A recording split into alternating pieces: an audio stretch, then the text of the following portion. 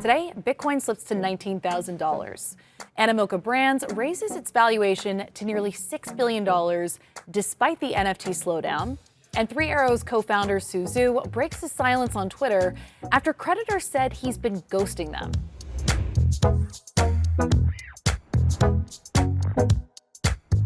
Welcome to CNBC's Crypto World. I'm Mackenzie Sigalos. It's another day of losses for digital currencies, with Bitcoin falling to $19,000 by noon Eastern.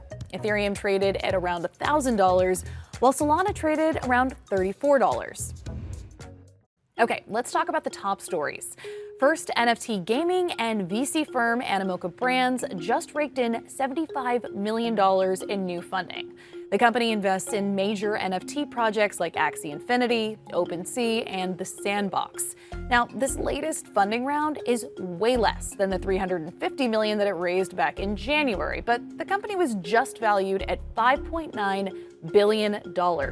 That's its highest ever valuation, and it comes at a time when NFT prices have plummeted. Next, France is charging ahead with the development of a central bank digital currency. The head of the nation's central bank said that the CBDC just entered its second phase of experimentation, in which the bank will focus on perfecting cross-border transactions.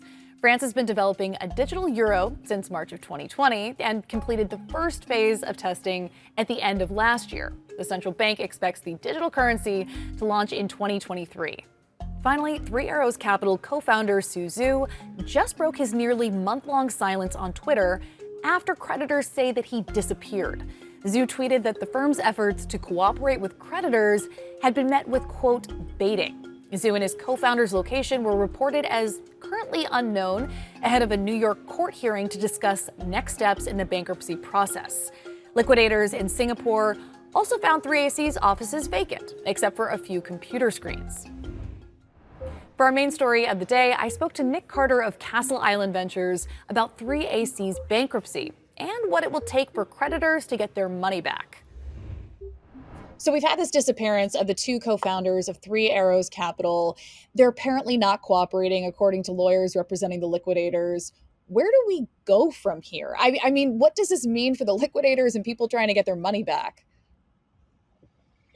If it's anything like other prior liquidations in crypto that we've seen, whether it's Cryptopia or Mt. Gox, I mean, these processes take years. The firms, oftentimes audit firms, undertaking the liquidation, or Quadriga for that matter, it takes an enormously long time to get things squared away. It looks like there was already a bit of a snafu with the Starkware tokens. So, things are not proceeding in an orderly fashion. So I wouldn't hold my breath to see the situation resolved. One thing that came up during a hearing in a New York court this morning was the fact that lawyers representing liquidators were worried about some crypto assets, whether it's actual currencies held in a wallet or non-fungible tokens being moved, that the founders might be trying to do that in order to keep it out of the bankruptcy settlement agreement. What's going on there? Yeah, I mean, very hard to know from the outside, but I would be extremely concerned about dispositions of assets and trying to extricate them or maybe expropriate assets that are owed to creditors and siphon those out of the process for the personal usage of the principals here. That is the nature of crypto. When crypto and the legal system collide, you get situations like that. You see it in divorce proceedings all the time.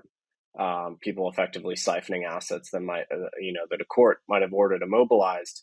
You see those getting moved around. What's interesting in this situation is a lot of the assets are kind of visible on chain. So there'll be a notion of sort of like forensic on chain accounting to see what's going on. You know, Nic, I was recently just reporting on the fact that some spouses in divorce cases will try to obfuscate their wealth in the crypto ecosystem. Oftentimes, divorce attorneys will bring in crypto forensic experts in order to track down that wealth. Is a similar dynamic at play in bankruptcy court? We're already seeing amateur, on-chain experts scrutinizing the 3Arrows portfolio and seeing what they're doing with it. That is the odd thing about this industry is a lot of the big funds, it's very hard to conceal your footprint. Frankly, you can't. And so a lot of these assets, at least that are liquid and trade on-chain, there's the whole illiquid side of the portfolio too. a lot of the liquid assets are already being scrutinized, whether it's by professionals or by amateurs. And how effective is it if a judge in a New York courtroom says, yes, you can freeze their crypto assets? I mean, is that in any way actually effective? I would say extremely challenging, and I mean, just look at I mean, you might be dealing with non-extradition jurisdictions.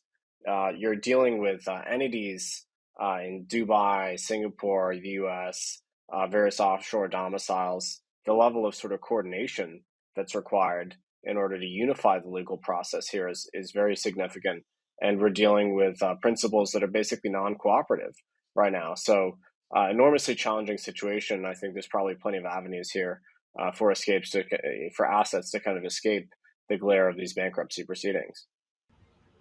How do liquidators get any money back if the founders aren't playing ball? Is there any recourse?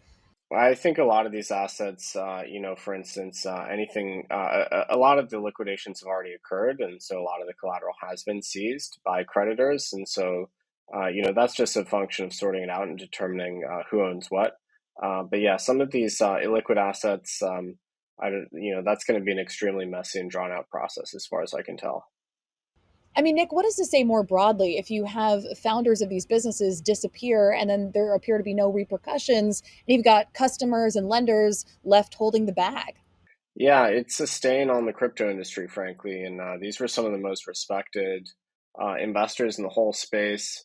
It's going to take us, a long time to recover from this, frankly.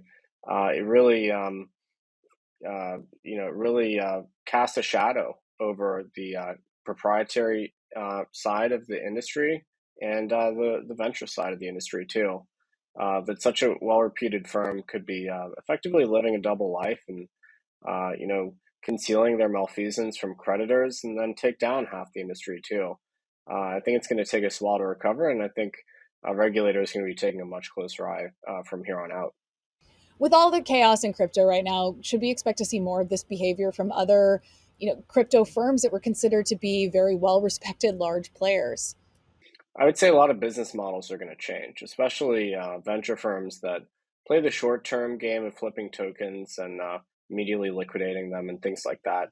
I would expect that to become more challenged. But as far as the sort of solvency crisis is concerned, I think we've actually seen most of the balance sheets tested and the solvency of these various institutions be tested. Those that were going to fail did fail, or are undergoing restructuring right now, and those that are solvent, have survived the crisis. And so I think a lot of the flaws in the industry have been exposed since May, and I would say that we're probably through the worst of it now. Okay, with that, you're all caught up for today, but Crypto World will be back again tomorrow, and we'll see you then.